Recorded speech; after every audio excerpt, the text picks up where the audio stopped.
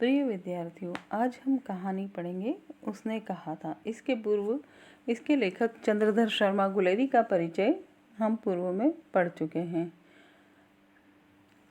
कहानी 5 भागों में लिखी गई है। मैं आपको बता दूं कि यह कहानी इतनी लोकप्रिय हुई थी कि केवल 3 कहानियां लिखकर चंद्रधर शर्मा गुलेरी कहानी साहित्य के इतिहास में अमर हो गए। ये कहानी शुरू हो रही है इस वृतांत से कि बड़े बड़े शहरों के इक्के गाड़ी वालों के जबान के कोड़े से जिनकी पीठ छिल गई है और कान तक पक गए हैं, उनसे हमारी प्रार्थना है कि अमृतसर के बम्बू कार्ट वालों की बोली का मरहम लगावे। अब कहानी जैसा कि 2 पंक्तियां पढ़ने से ही प्रारंभ होता है कि कुछ कुछ व्यंग्यात्मक स्वर लिए प्रारंभ हुई है और अमृतसर की गाथा इसमें सुनाई दे रही है। आगे देखते हैं। जब बड़े बड़े शहरों की चौड़ी सड़कों पर घोड़े की पीठ को चाबुक से धूनते हुए इक्के वाले कभी घोड़े की नानी से अपना निकट संबंध स्थिर करते हैं, कभी राह चलते पैदलों की आंखों के न होने पर तरस खाते हैं, कभी उनके पैरों की अंगुलियों के पोरों को चीथकर अपने ही को सताया हुआ बताते हैं और संसार भर की ग्लानि, निराशा और क्षोभ के अवतार बने नाक की सित चल जाते हैं, तब अमृतसर में उनकी बिरादरी वाले तंग चक्करदार गलियों में हर एक लड्ढी वाले के लिए ठहर कर सब्र का समुद्र उमड़ाकर बचो खालसा जी, हटो भाई जी, ठहरना भाई जी, आने दो लाला जी, हटो बाछा कहते हुए सफ़ेद फेंटो, खच्चर, बतखों और गन्ने और खोमचे वालों के बगल में से राह लेते हैं। क्या मजाल है जी और साहब, बिना सुने किसी को हटना पड़े। अब कुल मिलाकर यह एक पैराग्राफ पढ़ने से हमें इतना समझ में आया है कि चंद्रधर शर्मा गुलेरी की यह बड़ी ही रोचक और साहित्य के इतिहास में अत्यधिक प्रसिद्ध कहानी उसने कहा था अमृतसर के एक बाजार से प्रारंभ हो रही है।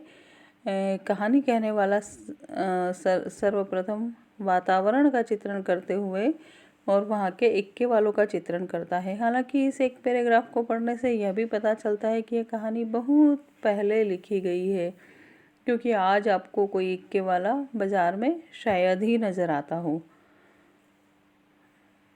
या फिर नज़र भी आता है तो ऐसा लगता है, छोटे छोटे बच्चों को तो शायद ऐसा ही लगता होगा कि ये क्या म्यूज़ियम से उठकर कोई चीज़ चली आई, क्योंकि उनकी नज़र में तो वाहन, परिवहन के साधन, स्कूटर, बाइक या फिर गाड़ी। तो खैर हम इस कहानी को पढ़ते हैं, आगे बढ़ते हैं। तो ऐसा ही एक अमृतसर का बाज़ार है। वहाँ पर बम्बू कार्ट वालों के बीच में एक लड़का और एक लड़की, छोटे छोटे बच्चे हैं, वो चौक की दुकान पर आ मिले और उनके पहनावे से और रहन सहन से ये जान पड़ता था कि वो दोनों के दोनों सिख हैं। दोनों किसी न किसी छोटे मोटे काम से बाज़ार आए थे। दोनों आपस में बात करने लगते हैं। लड़का लड़की से पूछता है, तेरे घर कहाँ है? मगरे में। और तेरे? माझे में। यहाँ कहाँ रहती है? अंतर सिंह की बैठक में, वे मेरे मामा होते हैं। मैं भी मामा के यहाँ रहता हूँ, उनका घर गुरु बाजार में है। इतने छोटे से संवाद से उन दोनों की आपस की वार्तालाप शुरू होती है और लड़का लड़की से पूछता है, तेरी कुड़माई हो गई? कुड़माई मतलब सगाई। इस पर लड़की कुछ आंखें चढ़ाकर धत कहकर दौड़ गई और लड़का मुंह देखता रह गया। तो फिर इस तरह से, क्योंकि वे पास पास में रह रहे थे और छोटे छोटे कामों के लिए बाज़ार में निकल कर आ जाया करते थे, तो दूसरे तीसरे दिन वे प्रायः मिलने लगे। 2-3 बार लड़के ने पूछा और उसको उत्तर में वही धत मिला और फिर एक दिन लड़की ने कह दिया, हाँ हो गई। कब? कल। देखते नहीं, यह रेशम से कड़ा हुआ सालू। लड़की भाग गई। अब छोटा सा लड़का है, उसे कुछ अपनी भावनाओं के बारे में कुछ स्पष्ट पता नहीं है, लेकिन फिर भी उसका मन बड़ा विचलित हो गया। उसने रास्ते में एक लड़के को मोरी में ढकेल दिया, एक छाबड़ी वाले की दिन भर की कमाई खोई, एक कुत्ते पर पत्थर मारा और एक गोभी वाले के ठेले में दूध उड़ेल दिया। तब कहीं जाकर वो घर पहुंचता है। यहाँ पर आकर कहानी का एक भाग ख़त्म होता है। इस कहानी में इस पहले भाग में हमने पढ़ा अमृतसर के बाजार का चित्रण। वहाँ पर दो बच्चे, एक बालक एक बालिका आपस में मिलते हैं और वे आपस में बहुत थोड़ी सी बात करते हैं और इस बात में लड़के को पता चलता है कि लड़की की सगाई हो गई और वह बड़ा दुखी होता हुआ घर पहुँचता है। अब हम चलते हैं कहानी के दूसरे भाग की ओर। कहानी का दूसरा भाग, बिल्कुल समय का परिवर्तन हो गया है। सैनिकों की बातें, उनके खंदकों में रहने की बातें इस भाग में है। राम राम, यह भी कोई लड़ाई है। दिन रात खंदकों में बैठ हड्डियां अकड़ गई। लुधियाने से 10 गुना जाड़ा और मेह और बर्फ ऊपर से पिंडलियों तक कीचड़ में धंसे हुए हैं। गनीम नहीं दिखता नहीं। घंटे 2 घंटे में कान के पर्दे फाड़ने वाले धमाके के साथ सारी खंदक हिल जाती है और 100 गज धरती उछल पड़ती है। इस गेबी गोली से बचे तो कोई लड़े। युद्ध के वातावरण का चित्रण इन पंक्तियों में दिखाई देता है। नगरकोट का जलजला सुना था। यहाँ दिन में 25 जलजले होते हैं। जो कहीं खंदक से बाहर साफा या कोहनी निकल गई तो चटाक से गोली लगती है। न मालूम बेईमान मिट्टी में लेटे हुए हैं या कि पत्तियों में छिपे रहते हैं। लहनासियाँ और 3 दिन हैं। 4 तो खंदक में बिता ही दिए। परसों रिलीफ आ जाएगी और फिर 7 दिन की छुट्टी। अपने हाथों झटका करेंगे और पेट भर खाकर सो रहेंगे। उसी फिरंगी मेम के बाग में मलमल किसी हरी घास से फल और दूध की वर्षा कर देती है। लाख कहते हैं दाम नहीं लेती। कहती है तुम राजा हो, मेरे मुल्क को बचाने आए हो। ये सैनिकों का आपसी संवाद है जो खंदकों में बैठे हुए हैं। कहानी आगे बढ़ती है। वैसे ही कहानी इस दूसरे भाग में अचानक से बहुत आगे बढ़ गई क्योंकि जो बालक था वो अचानक सैनिक के रूप में हमारे समक्ष आ गया है। 4 दिन तक पलक नहीं झपी। बिना फेरे घोड़ा बिगड़ता है, बिना लड़े सिपाही। मुझे तो संगीन चढ़ाकर मार्च का हुक्म मिल जाए, फिर 7 जर्मनों को अकेला मार कर न लौटूं तो मुझे दरबार साहब की दहली पर मत्था टेकना नसीब न हो। पाजी कहीं के कलों के कीड़े संगीन देखते ही मुंह फाड़ देते हैं और पैर पकड़ने लगते हैं। यूँ अंधेरे में 30-30 मन का गोला फेंकते हैं। उस दिन धावा किया था, 4 मील तक एक जर्मन नहीं छोड़ा। पीछे जनरल साहब ने हटाने का कमान लिया, नहीं तो। अभी आपस में उन सैनिकों की बातचीत हो रही है। यहाँ सूबेदार हजारा सिंह है। वो कहता है कि लड़ाई के मामले जमादार या नायक के चलाई नहीं चलते, बड़े अफसर दूर की सोचते हैं। और वो जो लहनासी है वो कहता है सच है, पर हमारी तो हड्डियों हड्डियों में जाड़ा धंस गया है, सूरज निकलता नहीं है और कहीं एक धावा हो जाए तो थोड़ी गर्मी तो आए। तो फिर वो एक उद्यमी उसको कहता है सिगड़ी में कोले डाल और पानी बाहर फिकवाते हैं। जहाँ वो छुपे हुए हैं वहाँ से खाई का पहरा बदलवाते हैं। फिर उसके बाद में एक वजीरा सिंह जो कि इस पलटन का विदूषक का रूप लिए था, वह बोला कि मैं तो पाधा बन गया हूँ, करो जर्मन के बादशाह का तर्पण। और सब हंसने लगते हैं इस पर। फिर लहना सिंह कहता है कि अपनी बॉडी के खरबूजों में पानी दो, ऐसा खाद का पानी पंजाब भर में नहीं मिलेगा। हाँ, देश क्या है, स्वर्ग है। मैं तो लड़ाई के बाद सरकार से 10 घुमाव ज़मीन यहाँ मांग लूँगा और फलों के बूटे लगाऊँगा। तो आपस में बातचीत करते रहते हैं।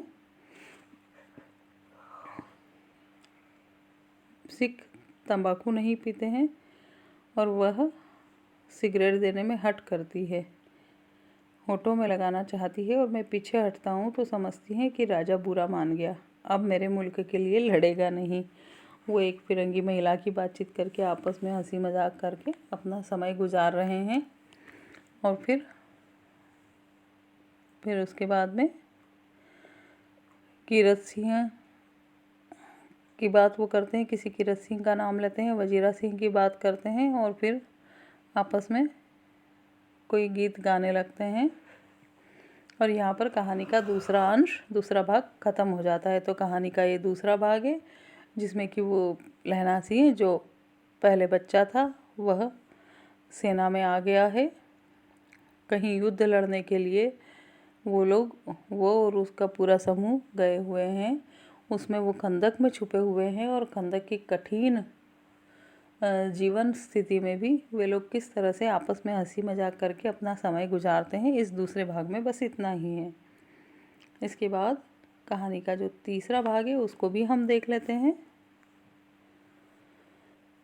उसके बाद में दोपहर हो गई है, अंधेरा है, सन्नाटा छाया हुआ है। बोधा सिंह खाली बिस्कुटों के 3 टीनों पर अपने दोनों कंबल बिछाकर और लहना सिंह के 2 कंबल और एक बरन कोट ओढ़कर सो रहा है। लहना सिंह पहरे पर खड़ा है, एक आँख खाई के मुंह पर है और एक बोधा सिंह के दुबले शरीर पर। बोधा सिंह कराहा, बोधा बीमार है, परेशान है। क्यों बोधा भाई, क्या है? पानी पिला दो। लहना सिंह पानी पिलाता है, पूछता है कैसे हो?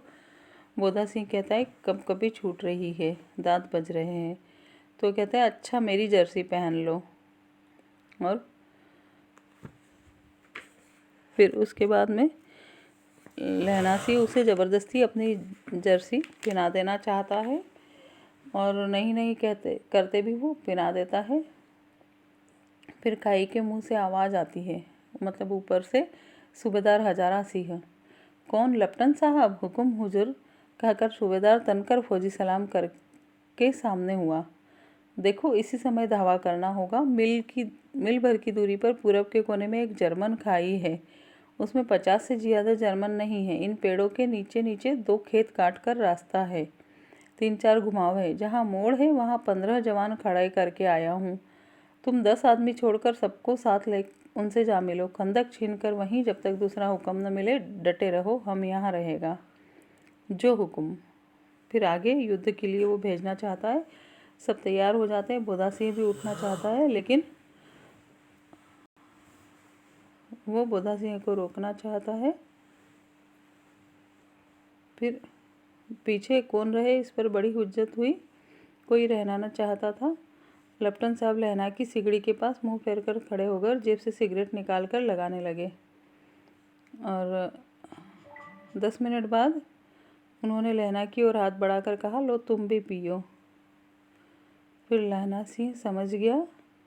उसने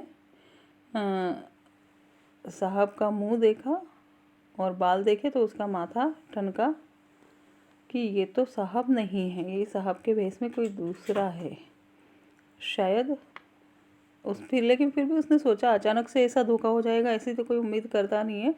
तो लेकिन फिर भी उसने सोचा कि लेफ्टिनेंट साहब तो 5 वर्ष से उनकी रेजिमेंट में है, तो बाल कैसे कटवा ली? तो पूछता है क्यों साहब, हम लोग हिंदुस्तान कब जाएंगे?